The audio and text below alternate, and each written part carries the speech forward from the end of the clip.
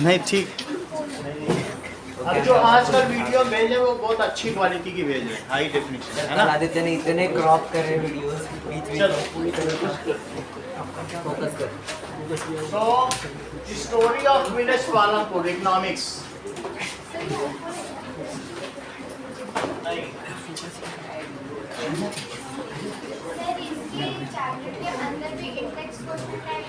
तो वो हम देख लेंगे जो इम्पोर्टेंट हमें कराएंगे। Okay, see what does it mean by sustainable management. तो सस्टेनेबल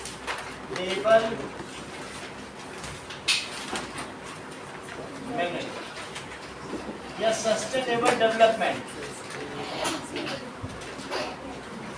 देखिए सतत पोषणीय विकास की अवधारणा से आप लोग क्या समझते हैं। गांधी जी ने भी इस विकास की अवधारणा पर बल दिया था। That means such kind of development which leaves resources for forthcoming generation. If development is done at such a pace, इस गति से यदि विकास किया जाए कि जो हमारे प्राकृतिक संसाधन है वो आने वाली पीढ़ियों के लिए भी सुरक्षित रहें, तो उस प्रकार के विकास को हम सस्टेनेबल डेवलपमेंट कहते हैं। So development is done in such a manner that resources lasts for next generation also is called such a sustainable. देखो, resources are used in such a manner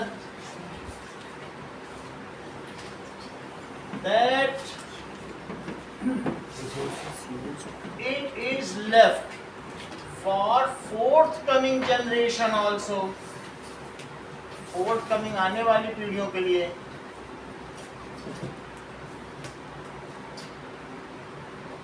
also is called sustainable development.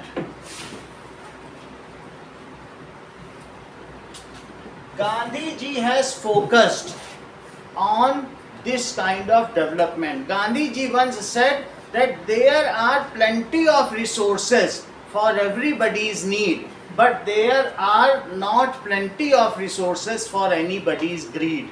सबके need के लिए तो यहाँ resources हैं, लेकिन कोई लालची है सोचे इकट्ठा ही करते चले जाएं तब रिसोर्सेज कम पड़ जाएं। तो ये गांधी जी ने कहा था। Okay, so Gandhi ji once said, Gandhi ji focused या एम्फेसाइज जोर दिया था, emphasize on such kind of development, ऐसा डेवलपमेंट जो सस्टेन करे। सस्टेन का क्या मतलब होता है? सतत, लगातार पोषणीय, सबका पोषण करे, सतत पोषणीय विकास, लगातार सस्टेन करे बहुत लंबे समय। तभी तो नाम है ना सस्टेनेबल, ऐसी चीज जो लंबे समय तक रहे। So what Gandhi ji has said, he said that in India there are resources, there are enough resources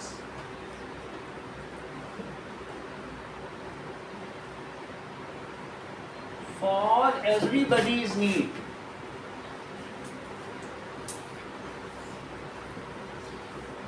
but not enough for anybody's greed. Everybody's greed नहीं, एक भी लालची है तो सब कम पड़ जाएगा, बट नॉट इनफ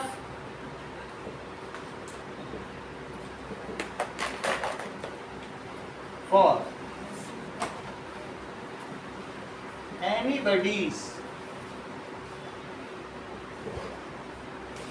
ग्रीड। ना अब हम आते हैं क्वेश्चन नंबर 2, एक्सरसाइजेस। इंटरेस्ट भी देखेंगे जो होंगे तो देखेंगे, पहले एक्सरसाइज में। Modern farming method requires more inputs which are manufactured in industry. 1960 में जब ग्रीन रेवोल्यूशन आया तो उसके बाद एंड ऑफ 1960 पालमपुर के लोगों ने भी high variety yielding seeds, high yielding variety seeds use किए और उससे उन्होंने बहुत पानी का इस्तेमाल किया। उनके पास पंप सेट भी थे, हैंड सेट भी थे और इस वजह से क्या होने लगा, उनका जो ग्राउंड वाटर लेवल था वो डिक्रीज होने लग गया। और इसके अलावा उन्होंने बहुत सारे फर्टिलाइजर्स और पेस्टिसाइड का यूज़ किया, जिससे उनकी जो ज़मीन थी वो अपनी फर्टिलिटी खोने लग गई। फर्टिलिटी क्या करने लग गई, अब उसकी जो वो थी वो सैंड बनने लग गई। समझ में आ गई बात कि नहीं? तो इस तरीके से डिग्रेड हो गई, उनको भी डिग्रेड हो गई। So now they have to focus on sustainability of land. They should focus on long term benefits, not on short term benefits. उन्हें लॉन्ग टर्म बेनिफिट्स की ओर ध्यान देना होगा, शॉर्ट टर्म बेनिफिट्स की ओर नहीं। बात समझ आई कि नहीं? जैसे हम सोचें अगर गवर्नमेंट हमको सब्सिडी दे रही, देखो 700 रुपये बोरी यूरिया है, गवर्नमेंट एक 100 रुपये बोरी दे दी, 600 रुपये की छूट। तो लोगों ने सोचा यूरिया डालो खेतों में और 4 गुना फसल उगाओ, लेकिन उस 4 गुने फसल में तो तुम्हारी जितने भी अर्थवॉर्म से सब मर जाएंगे, सब केमिकल है यूरिया।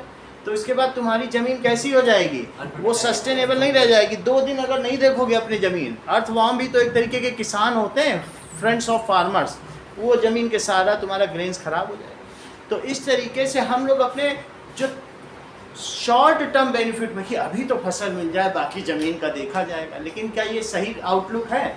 ये तो सही आउटलुक नहीं है। सो इसलिए ये उन्हीं के लिए कहा गया है, न सिर्फ पालमपुर के लोगों के लिए कहा गया है, ये सभी के लिए कहा गया है कि हम सभी लोग ऐसा ही करते हैं।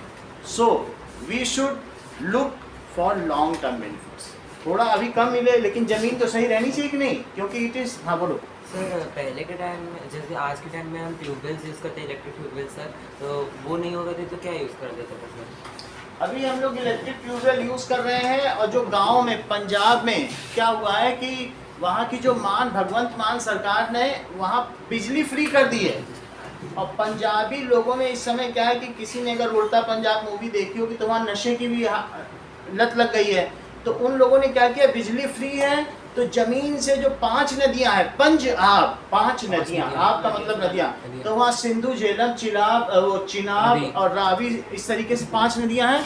उन सब के जल से खूब सारा भरा पड़ा है। तो वो क्या करते हैं, पंप सेट ऑन कर दिया, बिजली तो फ्री है, और सो गए वहाँ चावल उगा रहे हैं। वही पंजाब जो पहले दाल उगाया करता था, दाल का कटोरा कहा जाता था, आज सिर्फ इसलिए कि उन्हें काम न करना पड़े, सुबह और शाम चरस खाने को मिल जाए, नशा करने को मिल जाए, इसलिए उन्होंने MSP मांगना शुरू कर दिया। ठीक है, अभी बेटा स्नेहा ये आना भी सीधा बैठ जाओ अभी, ठीक है चलो। सर 200 रुपये कम वाले के लिए भी तो बिजली का हाँ? फ्री है 200। अब जरा देखो बात समझो कि इस तरीके से हम देख रहे हैं कि अगर गवर्नमेंट अननेसेसरी सब्सिडी देती है, तुमको ये लगता है कि अगर राजस्थान में पानी के ऊपर सब्सिडी दी जाए तो लोग क्या करेंगे, बिजली के ऊपर सब्सिडी, यहीं जहाँ पानी पीने को नहीं धान उगाने लग जाएंगे। लेकिन सब तो फ्री मिल रहा है, लगाओ ट्यूबवेल से तो धान होगा। तो उससे क्या होगा, यहाँ के लोग 5-10 साल बाद यहाँ ज़मीन में वाटर लेवल डिप्लीट हो जाएगा, पीने का पानी नहीं होगा और लोगों का जीना मुश्किल हो जाएगा। लोगों ने तो अपना शॉर्ट टर्म बेनिफिट देख लिया, लेकिन अगर वाटर लेवल ही डिक्रीज हो गया तो नीचे डिक्रीज हो गया तो क्या मॉइस्चर मिल पाएगा ज़मीन को, नहीं मिल पाएगा। तो ऐसे में अर्थ पे क्रैक्स आ जाएंगे, तुम जितना भी पानी डालोगे वो ज़मीन के अंदर ही परकोलेट हो जाएगा, ज़मीन सैंड हो जाएगी, तो उसमें वाटर होल्डिंग कैपेसिटी भी कम हो जाएगी। तो हमें इन सब बातों का ध्यान देना होगा। अब क्वेश्चन नंबर 2 आपसे क्या पूछ रहा है, ड्राउट हो जाएगा सर, ड्रॉट हो जाएगा। The modern farming techniques require more input which are manufactured in industries.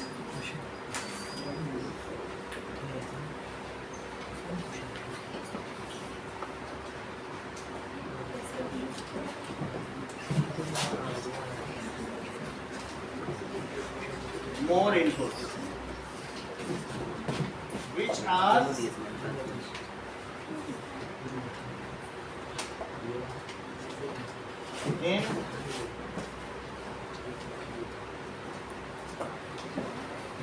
इसका आंसर देखिए, इसको जस्टिफाई करना। जैसा अभी जस्टिस ने कहा कि जो पहले के लोग थे वो क्या करते थे, तब तो पंप सेट नहीं था, लेकिन पहले की जमीन बहुत फर्टाइल थी और न्यूट्रिएंट से भरी हुई थी, और हमने आज जमीन का सारा न्यूट्रिएंट्स क्या कर दिया है, डिप्लीट कर लिया। मैं कुछ दिन पहले, 1 महीने पहले अभी मनाली गया था और उधर जो भी है शिमला मनाली सब घूम रहा था, तो वहाँ इतने फूल लदे हैं, इतने सेब लदे हैं कि हल्का सा हिला दो तो ऐसे ही गिर जाए। तो वहाँ किसी ने कभी कुछ फर्टिलाइज़र डाला नहीं, वहाँ घास ऐसे उगी है, तो ऐसे ही सेब के पेड़ हैं, फूलों के, गुलाब ऐसे लदे हुए हैं ना। तो अगर तुम एक अर्थ को बहुत ज़्यादा खेती नहीं करो तो उसकी जो फर्टिलिटी है ना, सॉइल हमको देने के लिए प्लेंटी ऑफ रिसोर्सेज हैं उसके पास। समझ में आ गई बात कि नहीं? तो उस समय ज़रूरत भी नहीं होती थी, लेकिन जब हमने देखा कि 3 फसलें उगानी है, 3 की जगह लोग 4-4 भी उगाना है। अमेरिका ने तो 5 फसलें उगाई, और उसकी वजह से जो उसकी कैलिफोर्निया का एक सिटी था, 5-5 फसल उगाने के चक्कर में वो घोस्ट सिटी बन गया। वहाँ की जो सॉइल थी वो रेत बन गई, और 10-10 मीटर ऊंचे गुबार उड़ने लगे। वो रेत का जब बवंडर उठता था तो लोगों ने अपने घर छोड़ दिए, बहुत तो वहीं मर गए। आज वो भूतों का शहर कहलाता है। तो इस तरीके से हम क्या देखते हैं कि अगर हम ग्रीड करेंगे तो हम अपने इसको इकोसिस्टम को इतना डैमेज कर देंगे कि फिर रिकवर नहीं किया जा सकता। आज कितने टन मछलियां ला के केजरीवाल की सरकार डाल रही है यमुना में, लेकिन वो इतना गंदा नाले का पानी हो गया यमुना का कि वो मछलियां तुरंत मर जाती हैं। वही मछलियां जो यमुना के जल की सफाई कर दिया करती थी, उसके ऑर्गेनिक मैटर को खा लिया करती थी, आज वो उसमें सर्वाइव तक नहीं कर पाएंगी, तो वो साफ क्या करेंगी? तो आप ये समझ लीजिए, एक बार अगर आपने इकोसिस्टम डैमेज कर दिया तो यू कैन नॉट रिप्लेनिश। वो जो झील है उसका फिर वो यूट्रोफिकेशन हो जाएगा, वो मर जाएगी। तो इससे कि नदी नाले मरते चले जा रहे हैं। So we should take care of whatever is the ecosystem. London के किनारे जिस नदी को लोग देखने जाया करते थे, आज वो नाले में तब्दील हो गई। जो न्यूयॉर्क सिटी में स्टैचू ऑफ लिबर्टी है, उसके चारों तरफ लोग नाक बंद करके घूमते हैं। नाउ तो क्या कहा जाए, क्या ये जो न्यू मॉडर्न टेक्निक्स है, फार्मिंग टेक्निक्स, उसको मोर इनपुट चाहिए? यस। अगर तुम नए बीज लगा रहे हो स्नेहा, तो उसके लिए तुमको क्या क्या चाहिए? कंबाइन चाहिए, थ्रेशर चाहिए, वाटर इरिगेशन के लिए ड्रिप सिस्टम चाहिए, उसको लगातार पानी भी देना पड़ेगा, ऐसे तो नहीं है। तो इसलिए all modern farming techniques along with the advanced tools are required, वो सब हमें लिखना है। इंपॉर्टेंट क्वेश्चन है। तो क्या चीज कही गई है? Yes, I agree.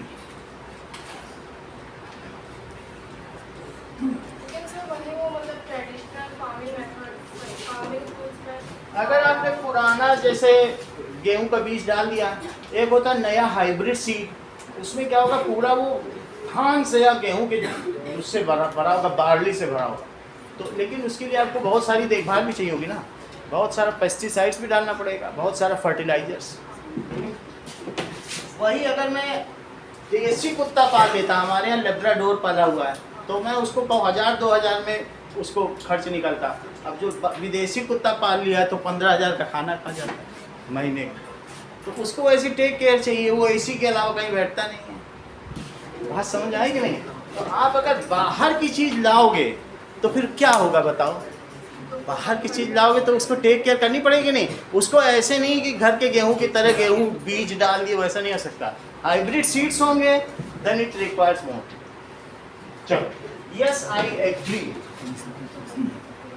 बात नहीं करो। That is for HYV seeds. फिर इसका फुल फॉर्म क्या है? Yielding variety. Highly variety seeds, जिससे ज्यादा यील्ड हो, ऐसी variety. Modern farming techniques are required.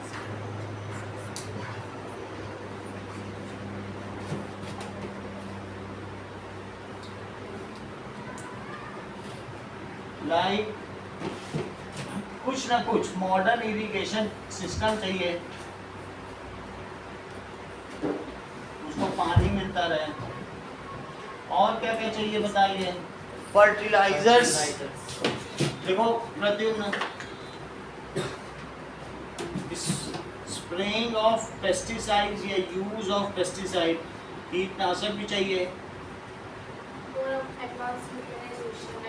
ठीक है। और इसके अलावा एडवांस फार्मिंग टूल्स भी चाहिए।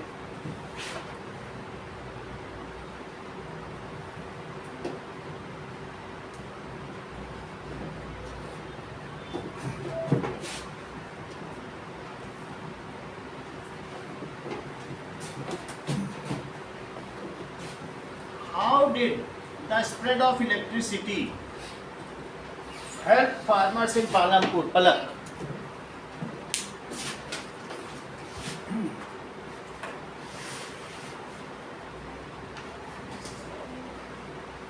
तो बताओ एक दो लाइन बोलो आना। सर इरिगेशन क्योंकि मतलब जब यहाँ ट्यूबवेल्स है तो वो तो इलेक्ट्रिसिटी से ही चलती है, मतलब अपने आप से चलती है, तो इरिगेशन हो सकता है सर। और स्प्रेड ऑफ इरिगेशन क्या? चलिए, how did the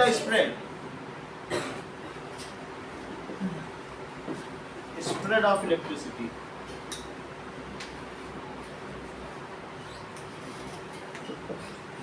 helped farmers in Palampur.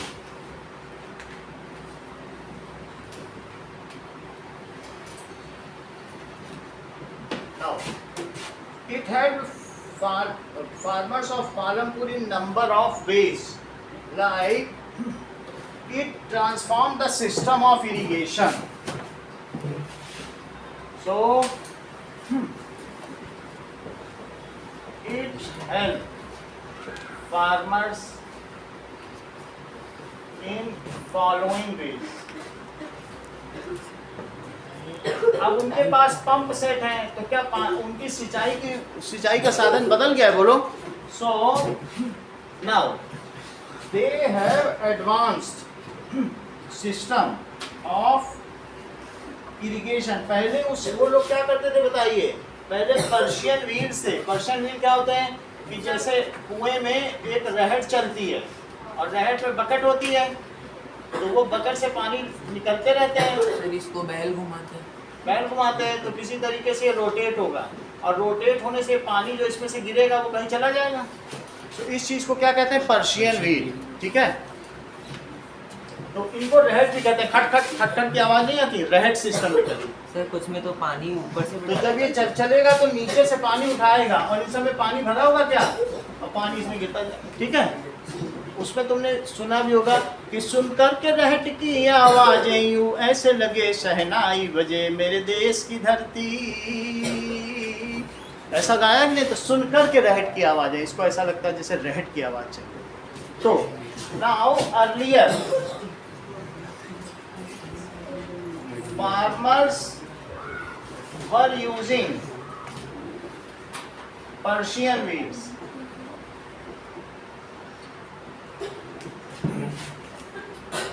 Now they are using advanced irrigation system, जैसा कि हाना ने बताया। तो they are using pump set, tube wells, electric run pump set. Electric run pump set. Sir इससे ज़्यादा फायदा किसको होगा सर?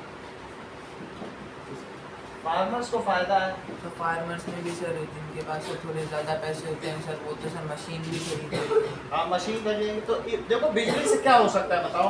पानी की सुविधा हो सकती है। नाउ इसके अलावा बाद में क्या हुआ? They have installed there private run tube wells. जब बिजली आ गई तो अब वो किसी से पानी नहीं लेते हैं, उनके अपने ट्यूबवेल्स हैं। नहीं तो पहले जेन सेट होते थे, जनरेटर जिसके पास होता था वो पानी एक घंटे के लिए लोगों को छोड़ता था, उसका पैसा लेता था। लेकिन अब सबके पास ट्यूबवेल हो गए, क्योंकि बिजली है तो सबने 1-1 लाख रुपए में आता है अपना प्राइवेट रन ट्यूबवेल बना लिया। नाउ और इससे क्या हो गया बताओ? The irrigation, the crop production has increase 3-fold। उनकी जो खेती है वो कितने गुना बढ़ गई? 3 गुना। Now they installed private run tubewell and increased their production 3-fold.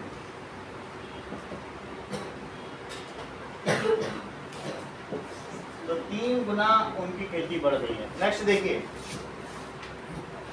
Is it important to increase the area under irrigation? Rohan answer का जवाब दीजिए। क्या ये जरूरी है कि एरिया अंडर इरिगेशन को बढ़ाया जाए? अगर एरिया अंडर इरिगेशन को बढ़ाओगे तो तुमको जंगल काटने पड़ेंगे। हमारे यहाँ 23% ही फॉरेस्ट हैं, हमको चाहिए 34% फॉरेस्ट। हम पहले ही 11% फॉरेस्ट की स्कैर्सिटी से जूझ रहे हैं। सर यूपी में भी फॉरेस्ट और काटना है तो तो अगर आप एरिया ऑफ इरिगेशन कहाँ से बढ़ाओगे? लोगों को हटा के तो खेती नहीं करोगे। प्रोटेस्ट भी किया गया था। सिर्फ फॉरेस्ट को ही कर सकते हो, या बैरन लैंड को उपजाऊ बनाया जाए, उतनी बैरन लैंड नहीं है हमारे यहाँ, प्रॉपर सब लैंड है। तो अब देखिए, तो क्वेश्चन क्या पूछा गया है, इज इट इम्पॉर्टेंट?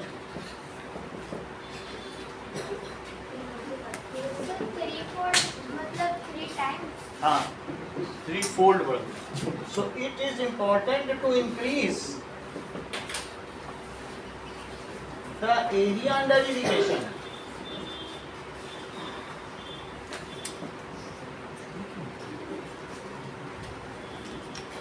चलिए, so yes, it is important to increase the area under irrigation in order to enable farmer to cope up with the vagaries of monsoon, because हमें ऐसा हम क्यों कह रहे हैं, चलिए देखें। तो सबके अपने अपने पर्सपेक्टिव हो सकते हैं। अब जरा देखो, इसका आंसर ऐसे लिखो, as the population, देख लो दो तरीके की पॉपुलेशन होती है। अगर मैं कहूं कि population is increasing day by day, तो ये ऐसा ग्राफ होगा। और अगर मैं ऐसा कहूं कि पॉपुलेशन इज एक्सपोनेंशियली इंक्रीजिंग, तो ऐसा लगातार, पहले इतनी थी फिर अचानक डबल हो गई और फिर और एक साल में डबल, ये एक्सपोनेंट होता है। एक होता है पॉपुलेशन इज इंक्रीजिंग, लेकिन अगर आप कहना चाहते हो एक्सपोनेंशियल, तो ये ग्राफ बहुत तेजी से बढ़े तो क्या कहते हैं, एक्सपोनेंशियली इंक्रीजिंग। एक्सपोनेंट का मतलब समझते हो, जैसे 2 की पावर 3 और 2 की पावर 4 होते ही वो और गुना हो जाता है। 2 की पावर 3 8 है, 2 की पावर 2 4 है, यही तो एक्सपोनेंट है। और ये 16 की ऐसे गुना में बढ़े तो उसको कहते हैं एक्सपोनेंशियल। बात समझ आई कि नहीं? तो क्या लिखे, as population is increasing exponentially, कैसे बढ़ रही है, so the demand of food grain is also increasing. ठीक है, इस तरीके से उनकी डिमांड भी बढ़ रही है। This can be fulfilled as, देख लो कि मान्या जो 1960 में हरित क्रांति आई थी, ग्रीन रेवोल्यूशन, उसने हमें ऑलरेडी सैचुरेशन ऑफ प्रोडक्शन दे दिया। अब उससे ज़्यादा नहीं बढ़ाया जा सकता है। हमने सारे मॉडर्न फार्मिंग टेक्निक अपना लिए, HYP सीड अपना लिए, अब और नहीं बढ़ाया जा सकता। अगर अब तुम और बढ़ाना चाहते हो प्रोडक्शन, तो तुमको ज़मीन बढ़ानी पड़ेगी, और तो कुछ नहीं कर सकते ना। तो इसलिए तो डिमांड इज द मैक्सिमम क्या चीज, limit of production per hectare is already reached due to green revolution. ये हमने पर हेक्टेयर की जो मैक्सिमम यील्ड है ना, उसको पा लिए। तो अब तो नहीं बढ़ा सकते हो। अब तुम्हारे पास क्या चॉइस बची है, जमीन बढ़ाओ। सो इज ऑलरेडी रीच्ड, किसकी वजह से, ड्यू टू ग्रीन रेवोल्यूशन। देखो ग्रीन रेवोल्यूशन जब मैं कहूं तो हरित क्रांति है, ग्रीनरी के लिए। हरित क्रांति, पीत क्रांति यानी तेल का रेवोल्यूशन, श्वेत क्रांति दूध का रेवोल्यूशन, नील क्रांति मछली का रेवोल्यूशन, ऐसे अलग अलग है। तो इस तरीके से it has reached to maximum now. हरित क्रांति से इंदिरा गांधी ने, हाँ, इन्हीं के समय में हुई थी। नाउ अब ये बताइए, the requirement only can be fulfilled by increasing land area, but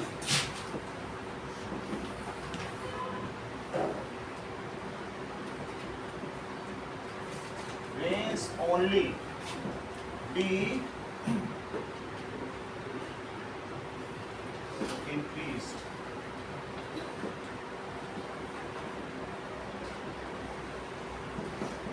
cultivation area. कौन सा एरिया बताओ, कल्टीवेशन। देखो ये डिबेट की तरह लिखा रहा हूं, प्लेनली आप नहीं कह सकते हाँ जमीन बढ़ाओ, देखो कि हाँ ज़मीन तो बढ़ानी चाहिए क्योंकि ग्रीन रेवोल्यूशन आ चुका है, तो हम तो उपज नहीं बढ़ा सकते, ज़मीन तो बढ़ानी चाहिए। फिर अब उल्टा बोलो, लेकिन हम ऐसा भी नहीं कर सकते दोस्तों कि ज़मीन हम जंगलों को काट के बढ़ाएं, क्योंकि जंगल हमारे पास पहले हैं। फिर हम क्या करें, ज़मीन तो बढ़ानी ही चाहिए दोस्तों। हम ऐसा कर सकते हैं, जो इनफर्टाइल लैंड है which is uncultivated land, that can be converted into cultivated, ऐसे भी। तो बात पूरी हो जाएगी। आपने हाँ भी बोल दिया, ना भी बोल दिया, मतलब आपको अपना विचार रखना है। समझ में आ गई बात की नहीं? तो क्या लिखेंगे, बट एरिया अंडर इरिगेशन मतलब उसको पानी के लिए, एरिया अंडर इरिगेशन, तो जो पानी देने के लिए अंडर इरिगेशन। तो सर तो ये तो लग रहा है कि इंक्रीज इन द एरिया, हम लोग तो एरिया की बात ही नहीं कर रहे, एरिया अंडर इरिगेशन की बात कर रहे हैं। एरिया अंडर इरिगेशन का मतलब यहाँ पर वही चीज़ है कि okay, so we have to enable the farmers to cope up with the vagaries of monsoon. ठीक है, तो अब आप इसमें क्या लिख दें कि only be increase by increasing, कुछ चीज़ें इस पर ठीक करें। इस क्वेश्चन को फिर से समझें, इन्होंने अच्छी बात कही है। इन्होंने कहा है कि एरिया अंडर इरिगेशन हमें बढ़ाना चाहिए। इसका मतलब समझो, इरिगेशन का मतलब सिंचाई होती है। तो हम लोग क्या कर रहे हैं, most of the lands are fulfilling their water requirements by monsoon, but monsoon are seasonal and uncertain. Monsoon कैसे हैं? Seasonal and uncertain. Many a times the crop get failed due to vagaries of monsoon, because there is always ever changing pattern of monsoon which the farmers cannot notice in advance. That's why their most of the work in field go spoiled, and most of the जो harvest है वो भी क्या हो जाती है, get spoiled due to vagaries of monsoon. If we undertake those areas under irrigation, then such uncertainty can be cope up or handled with the supply of additional water. Hence we should, ये बहुत अच्छी बात इन्होंने कही, बात समझ आई कि नहीं? इनका ये मतलब नहीं कि एरिया अंडर कल्टीवेशन का क्वेश्चन आए तो उसका ये आंसर होगा। हम इस आंसर को बदलेंगे। वहाँ पर क्या क्वेश्चन दिया गया, बोलो? Area under irrigation. क्वेश्चन बदल दीजिए, क्वेश्चन नहीं बदलेंगे, वही आंसर लिखाएंगे एडिशनल। लेकिन तुम समझ गए ना, अगर एरिया अंडर कल्टीवेशन कहा जाता तब तुम ये लिखते। और एरिया अंडर इरिगेशन का मतलब है कि मानसून के भरोसे ना छोड़ करके हम उसमें पंप सेट लगा लें, उसमें ड्रिप सिस्टम, तो उसको कहते हैं, हमने उसको भी इरिगेशन के अंडर में ले लिया। जब तुम खुद कुछ करते हो इरिगेशन के लिए तो उसे क्या कहते हैं, एरिया अंडर। इसको ठीक करते हैं आंसर। चलो नाउ देखिए, इन इंडिया सर जब सर बारिश आती है तो सर ये सर बंद कर देते हैं सर पंप सेट से पानी। ऐसा ही नहीं, कई जगह तो पंप सेट है ही नहीं, बहुत ओल्ड टेक्निक है, वहाँ अभी कुछ भी नहीं पहुँचा। बारिश आई, बारिश से पहले फसल बो दी, बारिश की वजह से उग गई। बहुत जगह तो कोई फार्मिंग के लिए इरिगेशन का मेथड ही नहीं है। लेकिन अगर हम अपनाएंगे तो ये किसानों की, हम लोग जो सुनते नहीं फसल बर्बाद हो गई है, वो फिर कभी नहीं होगी। हम लोग मानसून पैटर्न पे कर रहे हैं, नहीं सर इसकी वजह से सर दाम भी बढ़ते हैं सर, दाम बढ़ जाते हैं, कई चीज़ों के दाम बढ़ जाते हैं, commodities. Farming is based on monsoon, but it is monsoon कैसे होते हैं बताइए? Monsoon are quite uncertain. कभी कभी मानसून कम भी आ जाते हैं, और कभी कभी इस बार बोला है कि 125% आएंगे, तो 25% कभी ज़्यादा पानी बरस जाता है, कभी कम बरस जाता है, कभी लेट भी हो जाते हैं, कभी जल्दी भी हो जाता है। So but monsoons are quite uncertain. ठीक है, अब देखिए इस वजह से टू कोप अप, इसको हैंडल करने के लिए, कोप अप भी लिख सकते हो या handle such situations, we should undertake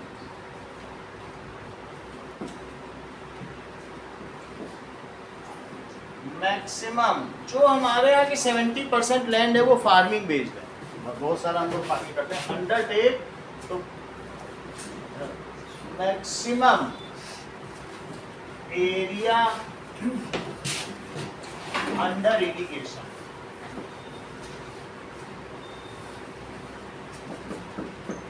in this case, when less monsoon will be there, we can give the additional supply of water by irrigation and save our crop. ठीक है? तो इससे क्या होगा? This will enable us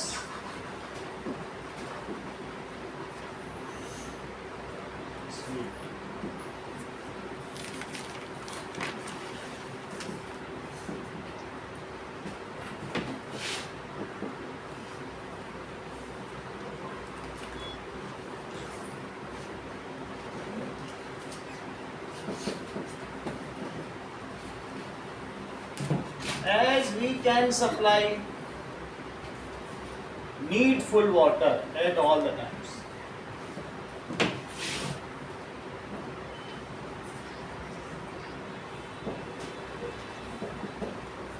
अब ये सही हो गया ना सर कि मान लो अगर कभी लेस मानसून फ्लड हो तो फ्लड के लिए तो हमें पूरा ड्रेनेज सिस्टम चाहिए। उसके लिए गवर्नमेंट को जितनी भी नदियां हैं वो सब ड्रेनेज सिस्टम है, सब अगर इंटरकनेक्ट कर दे तो भारत में कभी बाढ़ ही ना आए। ज्योग्राफी का थर्ड चैप्टर जो वही हमें ड्रेनेज सिस्टम जब हम पढ़ेंगे तो देखेंगे। इसका बहुत सारी सरकारों ने प्लान चलाया लेकिन वो कहीं ना कहीं रुक गया है। गंडक, कोसी, ये जितना भी हम लोग कहते हैं तीस्ता नदी, ये कोसी को बिहार का अभिशाप कहा जाता है, तो ये सब अगर एक साथ कनेक्ट कर दी जाए तो कहीं पानी कम है किसी नदी में, किसी में ज़्यादा है तो सब ड्रेनेज एक जैसा है। ड्रेनेज तो इंटरकनेक्ट होना चाहिए ना, घर का भी इंटरकनेक्टेड रहता है, तो इसलिए इंडिया का भी। चलिए नेक्स्ट एक क्वेश्चन है जो कई बार पूछा जाता है कि जो वेजेस है पालमपुर में, उसके बारे में क्वेश्चन है। वो हो सकता है या पेटेड आपके मुंह, why are the wages for the farm labourers in Palampur less than the minimum wages? Sir ये वाला तो आपने पढ़ाया नहीं, बता देना इसमें। अभी बताता हूँ किसके बारे में बता दे रहा हूँ।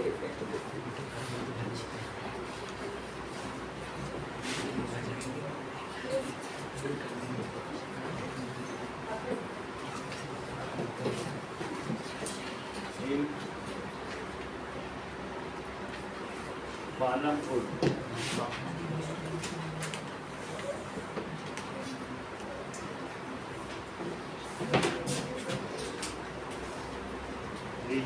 नाउ बुक में देखो, जो नई बुक है उसमें लिखा होगा कि इसमें लिखा है कि समझिए कि देयर आर मनी लेंडर्स है, there are 60 families which are having more than 2 hectare. इतनी बात भाभी समझ में आ गई?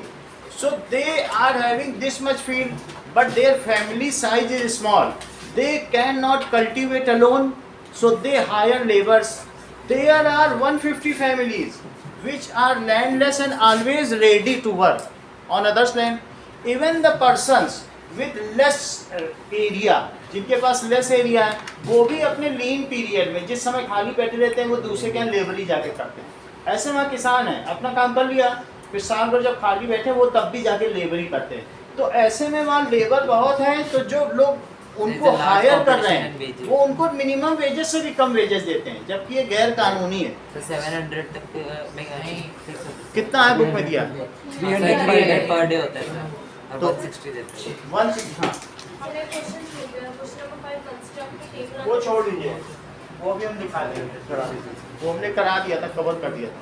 चलो तो बुक में लिखा है कि 300 मिलना चाहिए 2019 के हिसाब से, बट अब केवल 160। 2019 का ये ना रेगुलेशन, कौन सा एक्ट है? लेबर एक्ट है, पढ़ो एक्ट भी तो दिया होगा। कौन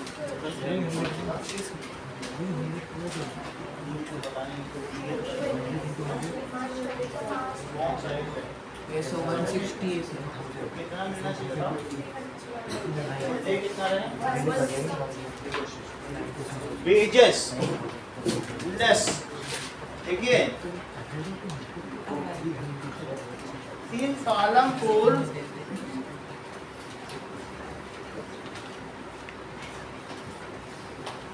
there is heavy competition for work.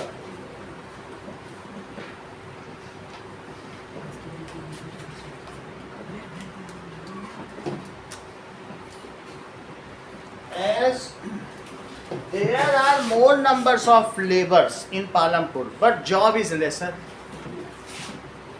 Sir एक स्टोरी भी है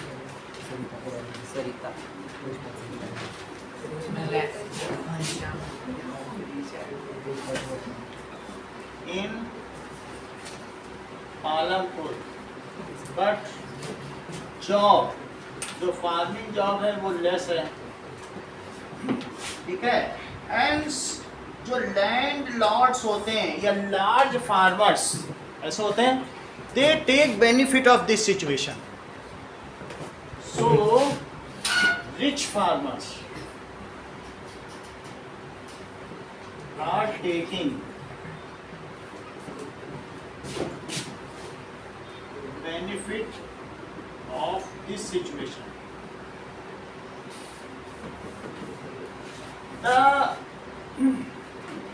ठीक है, as per Labor Act 2019, the minimum wages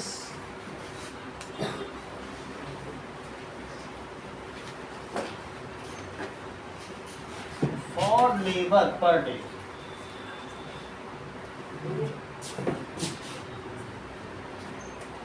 is rupees 300, but they are paying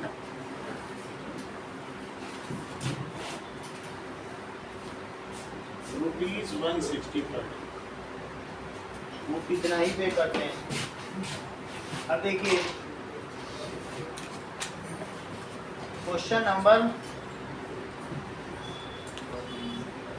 8, question number 8 देखो, what are the different ways of increasing production on the same piece of land?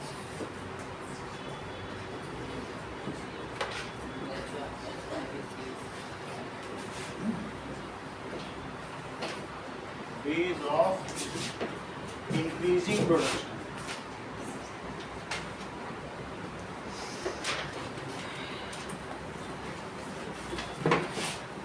In same, देखो एक मैं बता दे रहा हूँ, multiple cropping, एक inter cropping.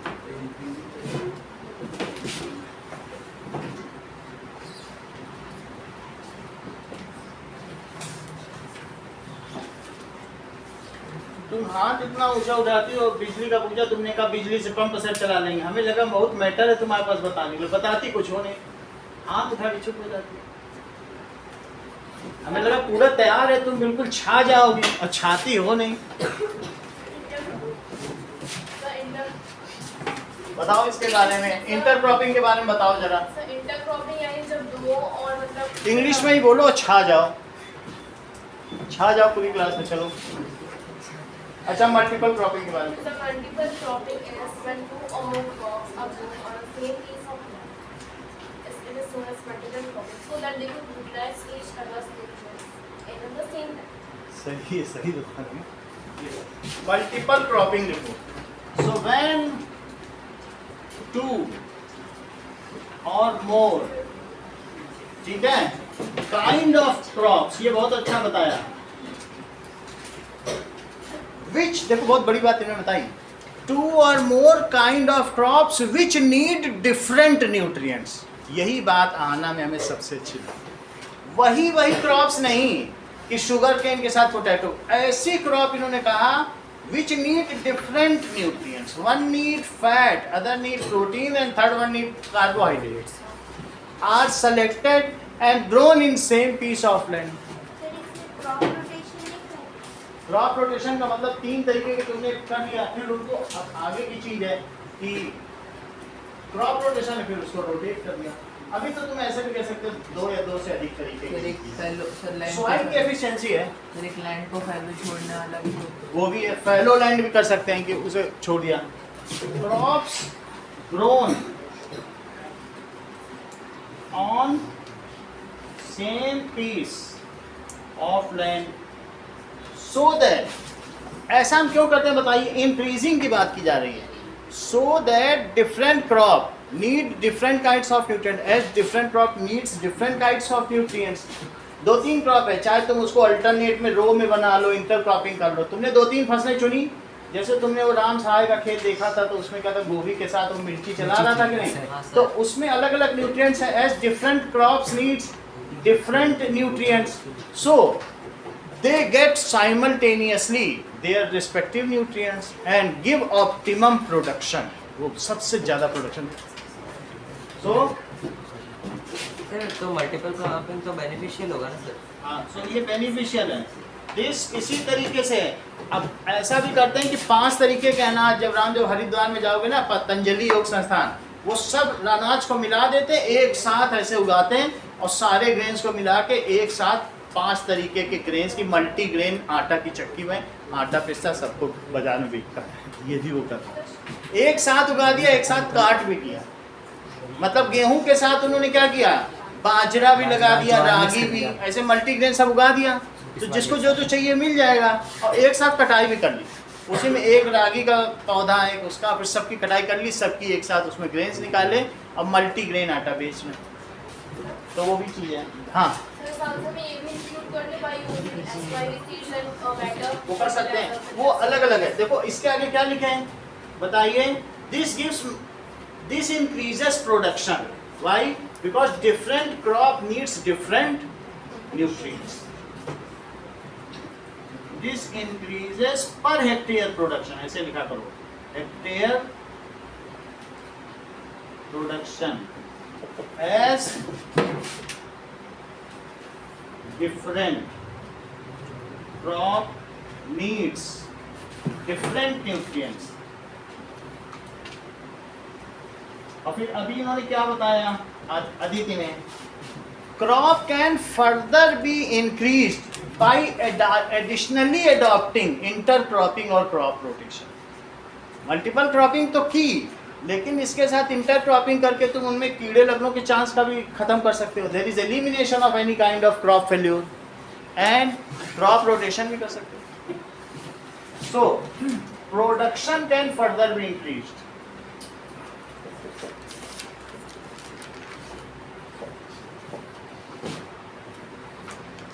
By additionally adopting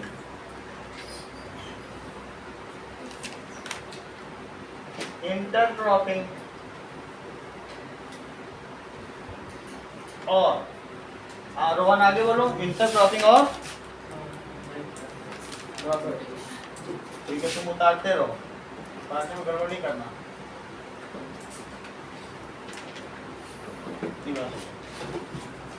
चलिए, एक दूसरी चीज क्या हो गई कि पहला तो हमने बताया मल्टीपल क्रॉपिंग करें और दूसरा है मॉडर्न फार्मिंग मेथड.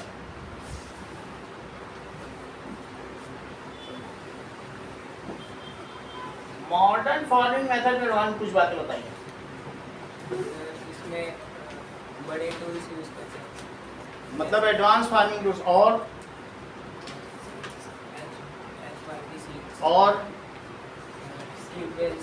ट्यूबवेल्स ना यूज करो. ड्रिप इरिगेशन, ट्यूबवेल में पानी वेस्ट है और सस्टेनेबिलिटी के लिए वो अच्छा नहीं है. ठीक है. सो इन दिस चाहे तो ड्रिप इरिगेशन करो या दूसरा कौन सा है स्प्रिंकलर सिस्टम. दोनों ही चलते हैं. पहाड़ों पे स्प्रिंकलर सिस्टम चला जाता है. ठीक है, स्प्रिंकलर सिस्टम.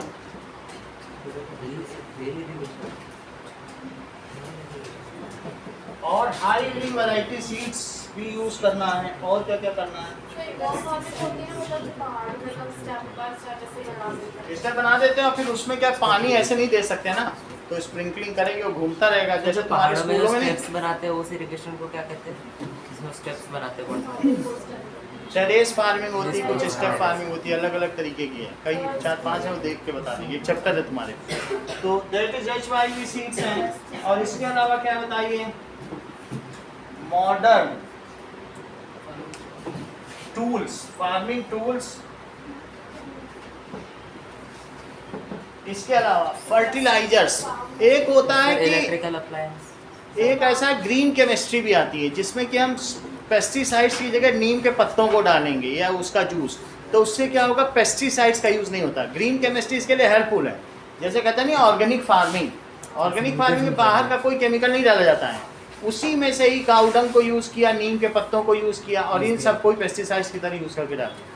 फिर उसमें एक एप्पल ही 500-500 रुपए का आता है. बहुत महंगा. हल्दी भी यूज करते हैं. हाँ, हल्दी भी यूज करते हैं. हल्दी भी यूज़ कर सकते हैं. और चाय इसी का तरीके बचा हुआ से रेसिपी फार्मिंग यूज़ टूल्स, करते हैं. फर्टिलाइजर्स एंड बस इसको थोड़ा- पेस्टिसाइड्स आर यूज। वीडीसाइड क्या होता है फिर? सर जो weeds को मारने के लिए होता है। बीज को निकालने के लिए झाड़ झंकार गोखरू ये सब उगाता है ना, उसके लिए इस्तेमाल करें। तो that is known as weedicides.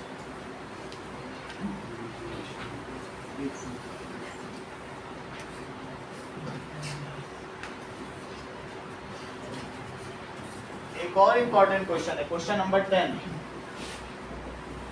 That is, how do the medium and large farmer obtains capital for farming?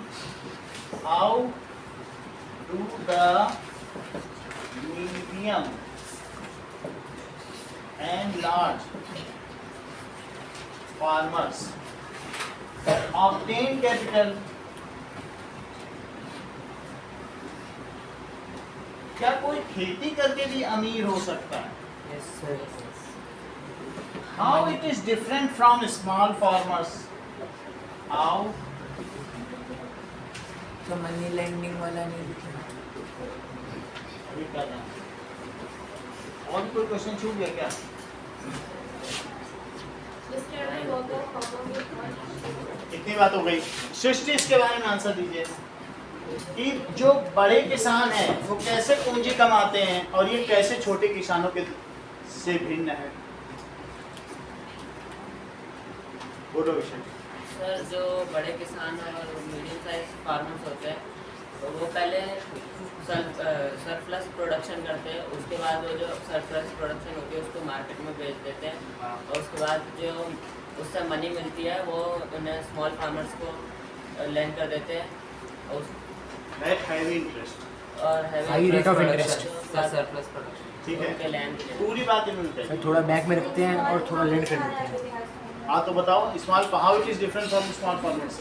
Small farmers होते हैं वो मीडियम और लार्ज फार्मर्स उनके घर पे काम करते हैं और फिर उनसे उनको पैसे मिल जाते हैं जो भी नहीं तो उनको लोन लेना पड़ता है, नहीं तो फिर वो सोचते हैं कि ज़्यादा अच्छा रहेगा मनी लेंडर से ही। मनी लेंडर्स लेते हैं। What they do for that, in lieu of that they get grains, उनको वो ग्रेन दे देते हैं।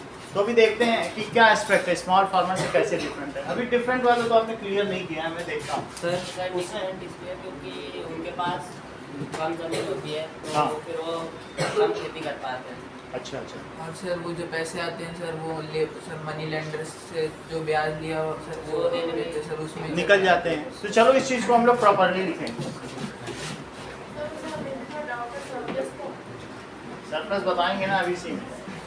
जैसे तुम्हारे घर में 50 किलो अनाज लगता है और तुमने 350 kg उगाया तो वो जो 300 एक्स्ट्रा तुमने उगाया वही सरप्लस है। अगर 50 किलो अनाज लगता है और तुमने 40 किलो ही उगाया है तो 10 किलो डेफिशिएंट है, वो बाजार से खरीदो। 50 किलो से जितना कम है उस डिफरेंस को डेफिशिएंसी कहेंगे, जितना ज़्यादा है उस एक्स्ट्रा को सरप्लस कहेंगे। नाउ अब मैं यही लिख देता हूँ जो अभिषेक ने बताया। नाउ देखिए medium and large farmers have their own land. ठीक है, of large size in which they do surplus production is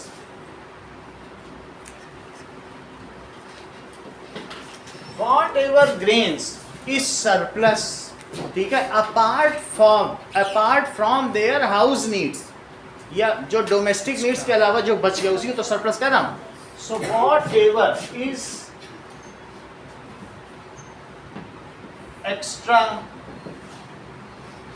या सरप्लस, जो आप सरप्लस ज्यादा अच्छा वर्ड है, सरप्लस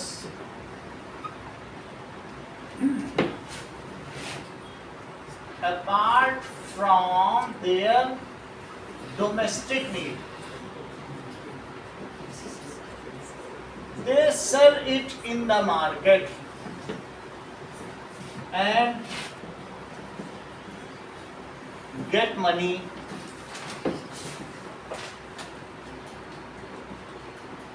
पैसे मिल जाएंगे। they save that money and a part of it they lend का मतलब होता है उधार देना, ठीक है, they lend money lender, और जैसे ऐसे होता है तो it to small farmers at heavy rate of interest.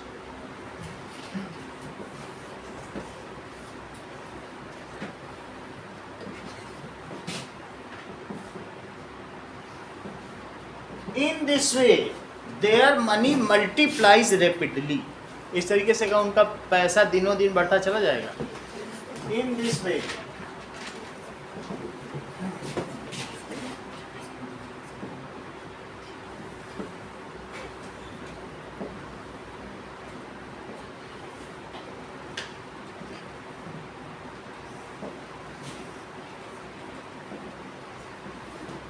चलिए आगे देखिए. अब देखिए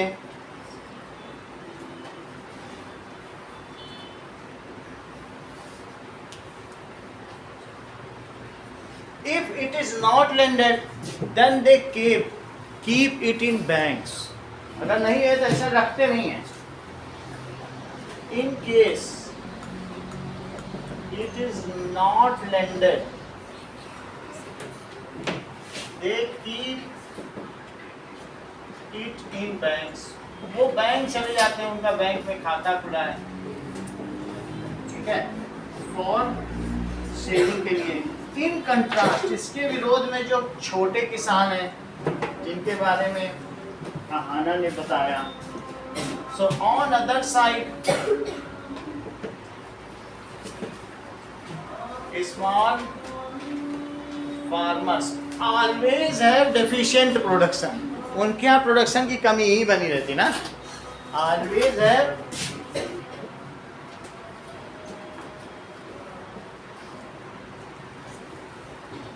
डेफिशिएंट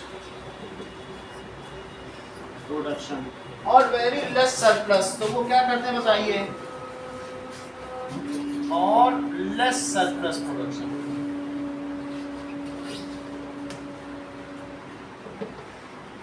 इसके अलावा for their emergency need they prefer to borrow money from money lenders and they are not going to bank as bank requires, that is some papers document work, ठीक है. So in case of emergency में वो क्या करेंगे,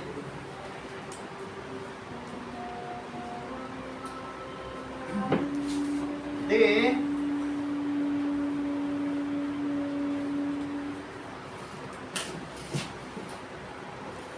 borrow, geography का they borrow money. वो money को borrow करेंगे from money lenders. Money lender से बोरो करते हैं, ठीक है, as it is paperless at high rate of interest.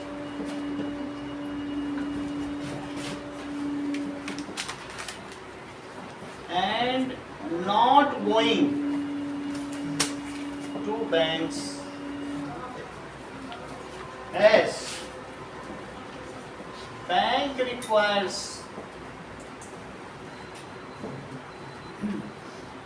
many documents. तो ऐसा वो करते हैं. In this way ऐसे होने की वजह से क्या होता है, but they are most of the time they are unable to पे that dept and they fall prey in dept trap. कर्ज के जाल में फंस जाते हैं. In most of the time क्या होगा, दे आर अनेबल टू पे that dept and they fall prey, यानी शिकार हो जाते हैं डेप्ट ट्रैप का. हाँ, at most of the time they are unable to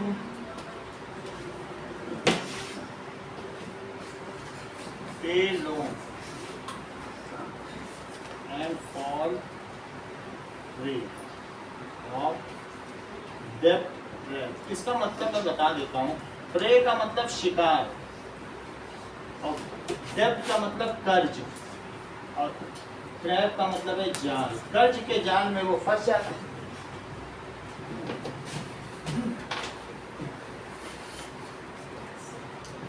अब इसमें बताया गया सविता एक स्मॉल फार्मर है, उसके पास कोई मनी नहीं है, cultivate her 1 hectare of land. तो उसने क्या किया, तेजपाल सिंह से कुछ पैसे उधार लिए। उसने उसको 24% पर एनम पे दिया, यानी 100 रुपए दे रहे हैं, तुम हर साल 24 रुपए दोगे ब्याज। 24 रुपए बहुत होता है, 24% साल का, ठीक है कि नहीं? At such heavy rate of interest, तो which is very high, Savita also has no promise to work on his field as a farm laborer during the harvest season, rupees 35 per day। और उसके अलावा उससे कहा कि तुम 35 रुपए पर ही हमारे यहाँ काम करोगे रोज आकर। इसमें तो 100 दिया तो तुम्हारी किताब में वो अपडेट हो गया होगा, जहाँ 300 रुपए था और ये वो लोग तो बाकी 160 भी दे रहे थे, उससे भी कम चार्ज है। बोला हम तुम्हें कर्ज दे रहे हैं, लेकिन तुम हमारे यहाँ जब भी कटाई होगी तो 100 रुपए पर डे पे आके काम करोगे। तो अब उसके चक्कर में फंस गई। This wage is quite low but Savita has no option. If Savita would have taken the money from money bank and not from Tejpal Singh, अगर मनी लेंडर से लिया, मतलब बैंक से लिया होता, तेजपाल सिंह के पास न गई होती, तो उसको नॉमिनल 5% पे मिल जाता, 24% पे न मिलता। बैंक से तो 5% मिलता है, कई बार तो गवर्नमेंट लोन माफ भी कर देती है, कई लाख तुमने लिया। बहुत सारी बार ऐसा होता है किसान लोन लेते हैं, उन्हें देना ही नहीं पड़ता। जैसे ही सर उन्हें उनकी फीस पे काम भी करना पड़ता था, तो काम भी नहीं करते। तो इस तरीके से ऐसे क्वेश्चन आ सकते हैं कि अब देखिए क्वेश्चन नंबर अगला देखिए कि what are the non-farm production activities taking place in this region। तो आप लिख दीजिएगा कि क्या क्या नॉन फार्मिंग एक्टिविटीज है, जैसे जनरल स्टोर, ये सब नॉन फार्मिंग एक्टिविटीज है, वो वहाँ पर हो रही हैं। ओके, अब देखिए, अब हम लोग आते हैं इंडिया साइज एंड लोकेशन पर। इसे हटा दें। लगभग तो आपको चैप्टर के बारे में पता चल चुका है ना। लोकेशन तो हो गया sir, physical features of India, physical features of India के बारे में देखिए, कुछ कुछ चीजें सबके बारे में देखिए। 2 चैप्टर आना है क्या? Yes sir.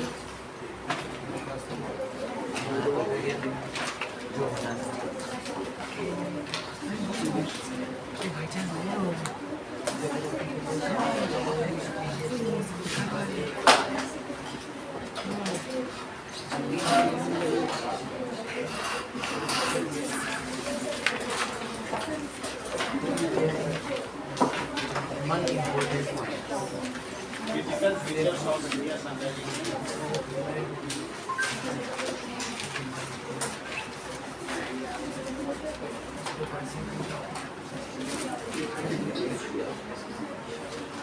ओके, इसे हटा दें क्या? हटा दीजिए सर, वीडियो पॉज करके फिर चालू करें ताकि पता चले ज्योग्राफी का चालू हो गया।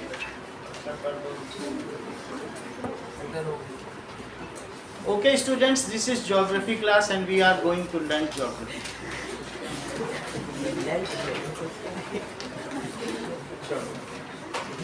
अब कुछ चीजें देखें।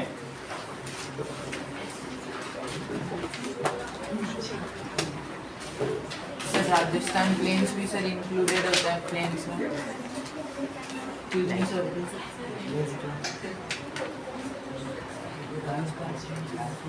चलिए,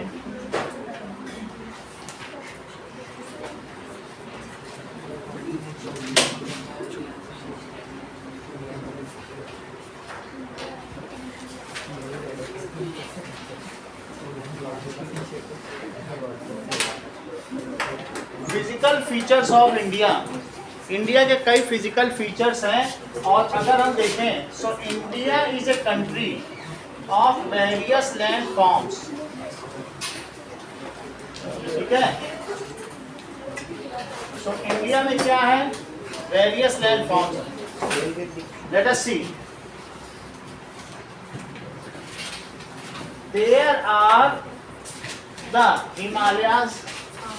So Himalayas में there are 3 belts of Himalayas. Yes. तो कौन कौन से हिमालयाज हैं? हिमाद्री, सबसे ऊपर कौन सा है बताइए बेल्ट? हिमाद्री, हिमाद्री। ये इसको कहेंगे ग्रेटर हिमालय, हिमाद्री। और इस पर माखनलाल चतुर्वेदी ने लिखा भी है, हिमाद्री तुंग संग से प्रबुद्ध शुद्ध भारती, समुज्ज्वला स्वतंत्रता प्रबुद्ध से पुकारती। एक बहुत इसी हिमाद्री की बात की है। हिम जो पूरा हिम से ढका हुआ हो जो घाटी, उसको क्या कहेंगे? Himadri. It is completely covered. और अब इसी का जो आंचल होगा उसको हिम आंचल कहेंगे। किसी चीज का आंचल है जो इसके नीचे पड़ेगा उसे क्या कहेंगे? हिम आंचल। और फिर शिवालिक, दैट इज तीसरा क्या है? शिवालिक, शिवालिक। ये जो टोटल माउंटेनियस रेंज है 2400 किलोमीटर की है। दैट इज 2400, जिसकी यहाँ पर विड्थ 400 किलोमीटर है और जबकि यहाँ पर ये 150 ही हो जाती है। यही चीज यहाँ आते आते यहाँ मुड़ जाती है। यहाँ पर भी फोर्ट्स है जिसमें देख लो यही यहाँ पर मुड़ भी जाएगी और जब मुड़ जाएगी तो इसको क्या कहेंगे? क्योंकि ईस्ट में है इसी को पूर्वांचल कहेंगे। पूर्व का आंचल, इसे क्या कहेंगे? पूर्वांचल। तो पूर्वांचल, पूर्व है ना ये। अब ध्यान दीजिए, सर अरुणाचल प्रदेश को मतलब इसको भी अरुणाचल की तरह अरुण मतलब अरुण का मतलब सूर्य है, तो जहाँ पर सबसे पहले सूर्य की छटा पड़े तो उसे अरुण आंचल कहेंगे। सर एक और बात समझे, अरुणाचल नहीं आया। समझो, this Himalayan range is the newest range which has been form by मतलब before few billion years ago. ये न्यूएस्ट है।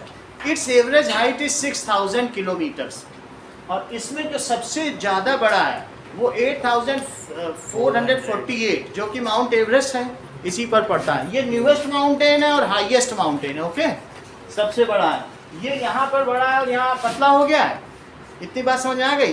अब जैसे कि यहाँ से निष्का जो रिवर निकलती है उसका क्या नाम है? करेक्ट। जैसा कि निष्का ने बताया कि इस नदी का क्या नाम बताया आपने? Indus, yes, Indus. तो इंडस रिवर बता दिया इन्होंने। और यहाँ से तुमने क्या बताया था? ब्रह्मपुत्र, करेक्ट। हर चीज आज तुम ही बता रही हो। That is Brahmaputra. नहीं तो यहाँ की नदी कौन सी हो गई? इसी में बीच बीच में देख लो, यहाँ तीस्ता नदी भी निकलती है। कौन सी नदी है? तीस्ता, जिसको कि बिहार का अभिशाप कहा जाता है। इसी में यहाँ से गंगा नदी भी निकलती है। एंजल, इट इज ए, ये भी कहा जाता है कि कर्स, वो बिहार को हर साल डुबोती है। पूरा बिहार तीस्ता ना होती तो बिहार बच जाता है, जितना बनता है उतना डूब जाता है। 12 पुल अभी कुछ नहीं। इतनी बात समझ आ गई? अब जरा देखिए, तो this is the belt of Himalaya. ये जैसे हमारे हिमालय है, फिर इन्हें पेरिनियल रिवर्स भी कहते हैं। ये देखो बहुत अच्छा बता रहे हैं कि दो माउंटेन के बीच में, ये माउंटेन है, माउंटेन के बीच में जो प्लेन एरिया है, जैसा कि बता दिया इन्होंने, दून, देहरादून और पाटली दून सब घूम के आए तभी बता रहे हैं। Dehradun, that is the plain area between two mountainous range, it is called Doon. The pass between two mountains, ये एक माउंटेन और यहाँ से ये जो पास है इसको क्या कहते हैं? The way between two mountain, जहाँ पर माउंटेन खत्म हो तो क्या वहाँ से हम गुजर सकते हैं? दैट इज कॉल्ड पास। जैसे कराकोरम पास, यहाँ से यहाँ तक जब तुम आओगे तो ये माउंटेनियस रेंज है क्या? इसमें 200 पास हैं। जो यहाँ से दूसरा पास है वो सबसे चौड़ा पास है, उसे कराकोरम पास 2 कहा जाता है, जिसको तुम्हें मैप में दिखाना हम आगे बताएंगे। ठीक है, इतनी बात आपको समझ में आ गई? अब जरा देखिए, तो हमने 3 चीजें देखी। हाँ सृष्टि, आप क्या बता रही थी? जो इनर मोस्ट हिमालय उसको क्या कहते हैं? और जो आउटर मोस्ट है ये इनर मोस्ट को शिवाली कह रही है, सर उल्टा ये उल्टा बोल रहे हैं ना, ऐसा नहीं करना चाहिए। सर इनर वाला उधर ये है इनर, इधर तो नहीं पता ये। ये इनर मोस्ट है, इसको क्या कहेंगे? सर आउटर मोस्ट ऐसा कहें तो सही रहेगा। मैंने कहा कंफर्म करने की कहीं यही ना सही, ऐसा नहीं।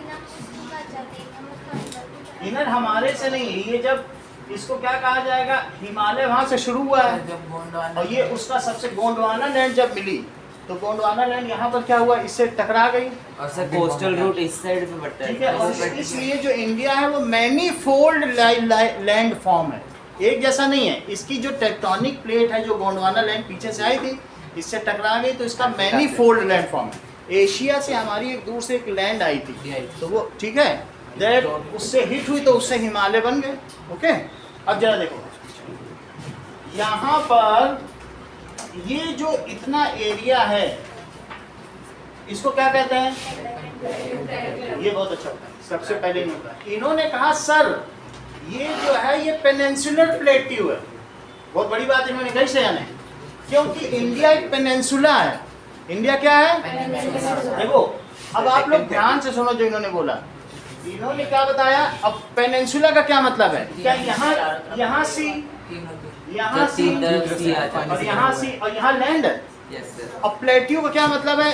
बीच में उठा और टेबल टॉप, पठार ये पूरा पठार है और दोनों तरफ ऐसे माउंटेन। बात समझ आ गई? उठी हुई जमीन।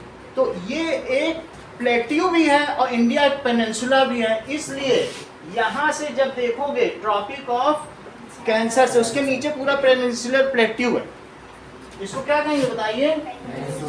Peninsular plateau. और इन्होंने बोला श्रेया ने, ये जो बीच में सतलज नदी बहती है, सतलज नदी पेनिनसुलर प्लेट्यू को डेक्कन प्लेट्यू और सेंट्रल आइलैंड में डिवाइड कर दी। बहुत बड़ी बात कह दी। सर सतलुज या नर्मदा सतलुज होगा, ये देखो ये कौन सी, सतपुरा और विंध्या के बीच कौन सी नदी है? सतलुज होगी। इन दोनों के बीच नर्मदा लिखा है। नर्मदा लिखा है। सर सतलुज यहाँ पे है। पंजाब हाँ ये सही कह रहे हो, ये नर्मदा रिवर है। कौन कौन सी रेंज बताओ यहाँ पे? विंध्या और दूसरी कौन सी? सतपुरा। देखो दो पहाड़ों के बीच से नदी निकल रही है, तो विंध्या और बताओ, विंध्या रेंज और कौन सी है? सतपुरा रेंज। इनके बीच कौन सी है? नर्मदा रिवर है ना। अच्छा, नर्मदा रिवर सिर्फ चेकिंग करने के लिए कि सृष्टि सुन रही हैं। ये बताओ पेनिनसुलर प्लेट्यू को किन दो भागों में बांटता है? करेक्ट। अब ये नीचे क्या हो गया बोलो? That is Deccan plateau. और ये क्या हो गया ऊपर बोलो?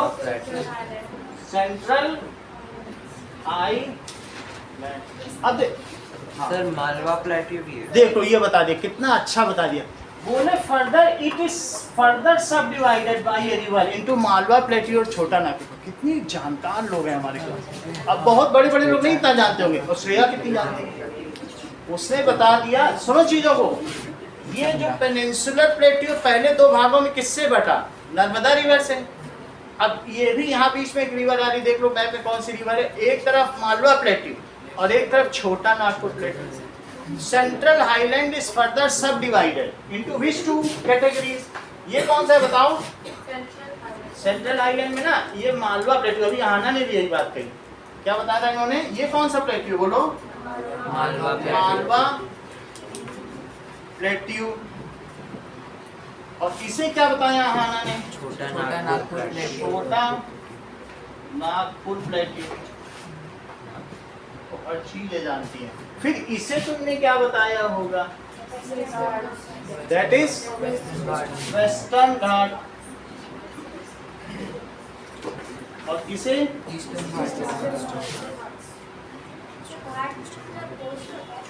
घाट बोल सकते, कोस्टल एरिया है जहां पर सिल्ट जमा होता है। फिर से ध्यान दीजिए कि यहाँ पर जो ये हमने बताया आपको नीचे का हिस्सा, तो नीचे में यहाँ वाला इतना ऊंचा, ये इतना ऊंचा है ऐसे। ये 9,000 से 900 से 1200, ये तो 6,000 इसकी एवरेज हाइट है। 8,000 तो माउंट एवरेस्ट है। लेकिन नीचे उतना नहीं है हाइट, नीचे थोड़ा थोड़ा है ना। अभी हम आपको 3D का ट्रॉपिकल पीछे भी दिखाया था ना आपको, पीछे देखो। तो इस तरीके से ये 900 से 1200 और ये 600 है। तो बोलो ऐसे जाएगा ये प्लेट्यू टेबल टॉप। तो सारी नदियां यहाँ से निकलती हैं, गोदावरी, नर्मदा और जो भी है नीचे वाली सारी नदियां ऐसे निकलेंगी और वो सब किधर जाएंगी, यहाँ गिरेंगी क्या? सर ईस्टर्न घाट्स तो ईस्टर्न, तो यहाँ पर बहुत सारा सिल्ट जमा हो जाएगा, ये ज़्यादा प्लेनर है, सर अनइवन हो गई है सर। अनिवन है। तो यहाँ पर क्या होगा, नदियाँ यहाँ नहीं गिरती कोई, कहाँ गिरेंगी? तुम इधर ही उधर देखती ना, तुम पूरे टाइम उधर ही देखती रहते, सीधे बैठो या इधर देखो, पढ़ो, ठीक है? तो आप समझ में आ गई क्या चीज़ हमने अभी बताई, बोलो। वो मालवा पे है अभी 15 मिनट पहले, 15 मिनट से इधर उधर देख रहे हैं। अब हम संकोच कर रहे हैं कैसे बताएं, कम्युनिकेट ही नहीं हो पा रहा, इनका मोबाइल नंबर नहीं था मेरे पास। चलो मालवा पे चली गई, कब से नहीं समझो क्लास, इसीलिए तो कमजोर होते हैं बच्चे। जब हम हिमालय की बैंड की बात करें तो इनर मोस्ट हम हिमाचल बता देंगे और आउटर मोस्ट शिमाली, लेकिन हम हिमाचल को क्या बताएंगे? हिम उसी के आंचल में जो चीज है उसको क्या कहेंगे, हिमाचल। अब इतनी बात तुमको पता चल गई, वेस्टर्न घाट पता चल गया और ये क्या पता चल गया, ईस्टर्न घाट। यहाँ पर हमारे लक्षद्वीप हैं, बहुत सारे आइलैंड है, सारे लक्षद्वीप का कौन कैपिटल है, बोलो निष्ठा, क्या है? कावाराती, कावाराती। यहाँ पर बोलो हमारे कौन कौन से नेबर हैं, मालदीव, मालदीव। यहाँ कौन है, श्रीलंका, श्रीलंका, ये मालदीव से। यहाँ पर दो हमारे नेबर्स हैं जो नॉर्थ वेस्ट में, पाकिस्तान, और यहाँ पर कौन है, नेपाल, म्यांमार। अब देखो नीचे है। इतनी बात तुमको पता चल गई, कुछ चीजें और देखा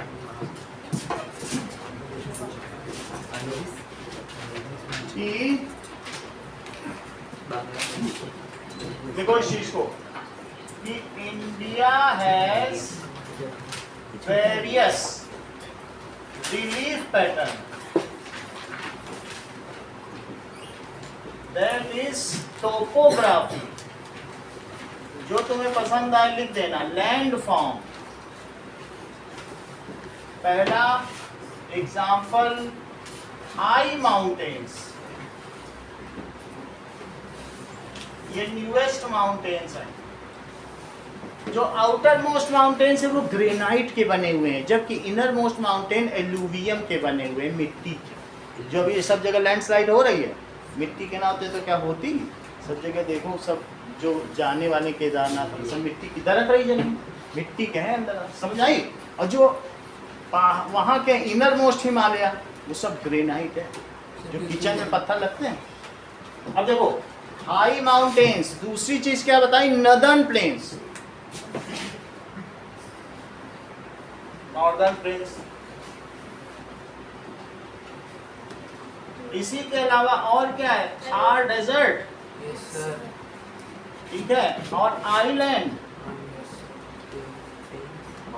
और इसके अलावा प्लेट्यू भी सर है, आपने high mountains, high mountains और प्लेट्यू, और भी कोई चीज है। ये सारी चीजें हैं हमारे हर तरीके के रिलीफ पैटर्न है, ओके ना? एक चीज कम है सर। इसके अलावा ये देखो सर डेट प्लेट्यू है, और प्लेट्यू में अभी हम लोग देख लेंगे कौन कौन से हैं, अभी सब बताया उन्होंने, सब पे वो करें।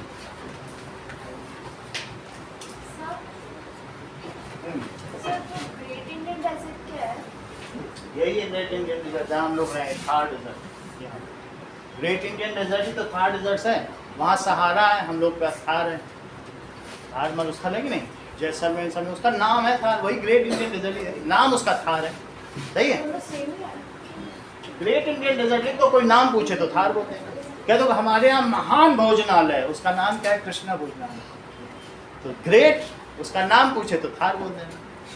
इंडियन डेजर्ट का नाम है थार, सही है? तो बिना नाम तो डेजर्ट हो गया।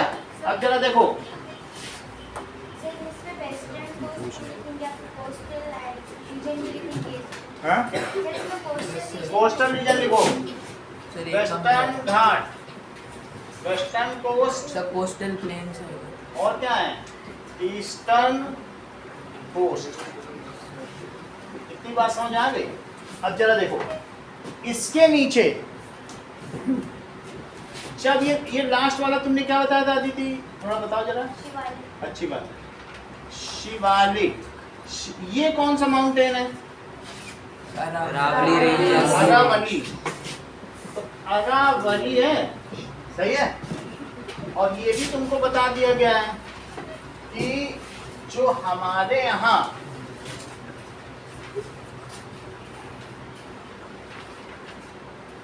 दिस इज, ये अफ्रीका है। तो अफ्रीका में दैट इज, ये चीज है, कहीं एक से मिला के आप बना देंगे। लेकिन ये मेडागास्कर है। ये क्या है? मेडागास्कर। यहाँ से ऐसे चले तो इंडिया आ जाएगा, ये इंडिया है, सही है। तो जब यहाँ छोटा नागपुर प्लेट्यू में 60 डिग्री सेल्सियस टेम्परेचर होता है तो वो लो प्रेशर जोन है। तो मेडागास्कर से वाटर लेडन क्लाउड्स चलते हैं। क्या चलते होंगे? वाटर लेडन क्लाउड्स यहाँ से एंटर करेंगे। ये कौन सा रीजन है? साउथ। और ये क्या है? South west. तो साउथ वेस्ट को क्या कहते हैं? South east. ईस्ट है शायद से। तो ईस्ट है, ईस्ट हो गया। इसी को कहते हैं पूर्व होता है। ईस्ट का क्या मतलब है? तो जब यहाँ से यहाँ पूरा ऊंचे ऊंचे पहाड़ है, कोंकण हिल्स, मालाबार हिल्स, तो ये सारी हिल्स है। यहाँ से बादल नहीं जा पाते, टकरा के भी 6-6 दिन बम्बई में बारिश कर रहे हैं, बढ़ ही नहीं पाते।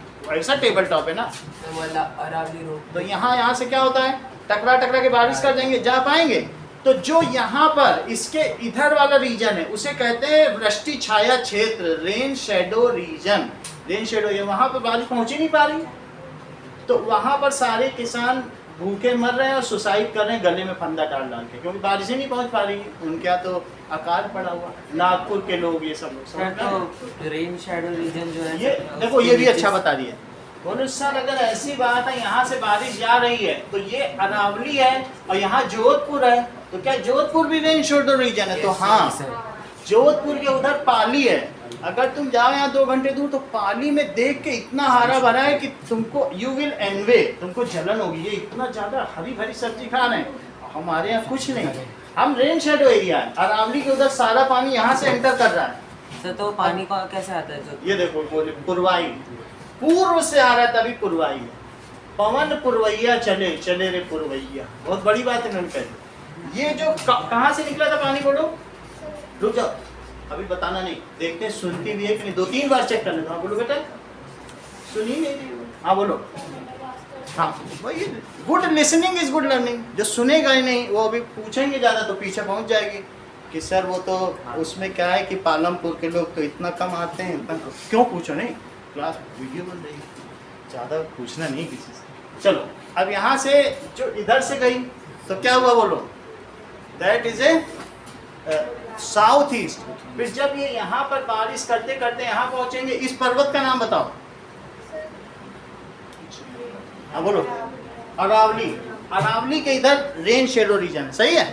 अब जरा देखो, हाँ, अब भाविन की बारी आई। यहाँ पर जो शिवालिक है, शिवालिक के ठीक नीचे जो क्षेत्र पड़ता है जिसको नॉर्दर्न प्लेन में कह रहा हूँ, पंजाब, तो उसमें 4 चीजें हैं। एक तो है भादर, एक क्या बताइए, भांगर, एक खादर, और चौथा कांकर। तो वो 4 रीजन इसमें पड़ते हैं। जरा उस चीज को पढ़ो। तो सबसे नीचे जो शिवालिक है, इसके नीचे क्या पड़ेगा, बोलिए। भादर। क्या पड़ेगा? समझो इस चीज को। It is full of pebbles. कभी तुम हरिद्वार गई हो, स्नेहा नहीं गई हो तो जाना, वहाँ पत्थर ही पत्थर पड़े हुए। तो भादर का क्या मतलब है? जो पत्थर से जब लैंडस्लाइड होती होगी, भाबर ना, तो दैट इज भाबर। क्या चीज है? भाबर लिखो।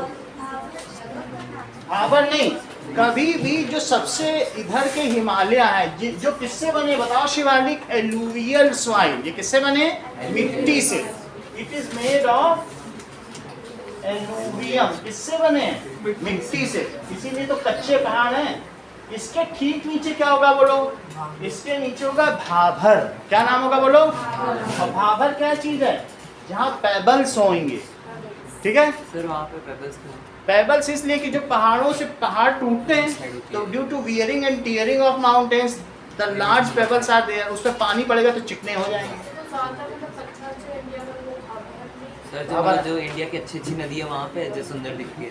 अब ये देखो पहला क्या हुआ, मैं नदन प्लेन के 4 हिस्से बता रहा हूँ, सर जो पावर 1 2 3 4, नदन प्लेन 4 हिस्सों में बटा हुआ। तो सबसे ऊपरी वाला जो, हाँ बोलो क्या कह रही हो? सर जो पावर यूनिवर्सिटी का टोपोग्राफी है।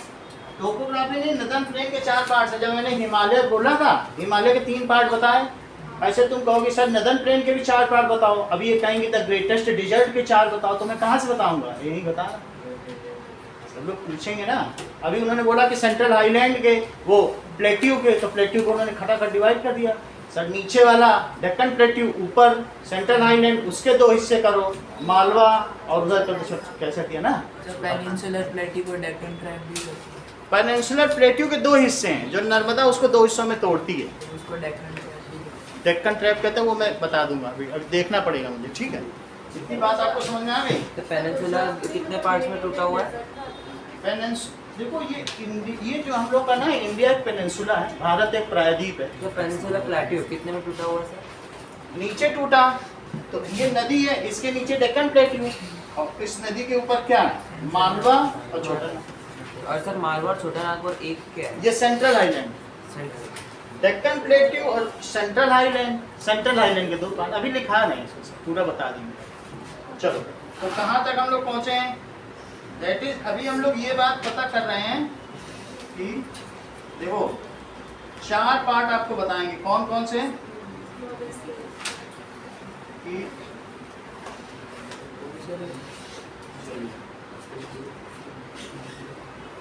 नॉर्दर्न प्लेन के बारे में देखें। तो पहला भाभर बताया, उसके नीचे जब ये पानी आता है तो तराई है। क्या है? तराई। तराई क्षेत्र मतलब दलदल, सही है। जैसे बहुत गीला वहां पर मार्शी लैंड है, दलदल है, खूब ज्यादा वनस्पति होगी, डेंस फॉरेस्ट। और उसके नीचे चले जाओ भांगर, तो क्या होगा? भांगर, भांगर, वहां छोटे छोटे पत्थर हैं। और फिर उसके बाद खादर। yes sir, खादर बिल्कुल फाइन लैंड है। ये कैसी है? fine, fine plain land. तो तुमको एक ये तो पता चल गया कि तराई कैसा है, दलदल है क्या? Marshy land. ये कैसा है? Marshy land. बेटा इसका चारों के नाम जरा सीरियली बताओ। याद नहीं, बोलो। खादर। खादर में क्या होगा?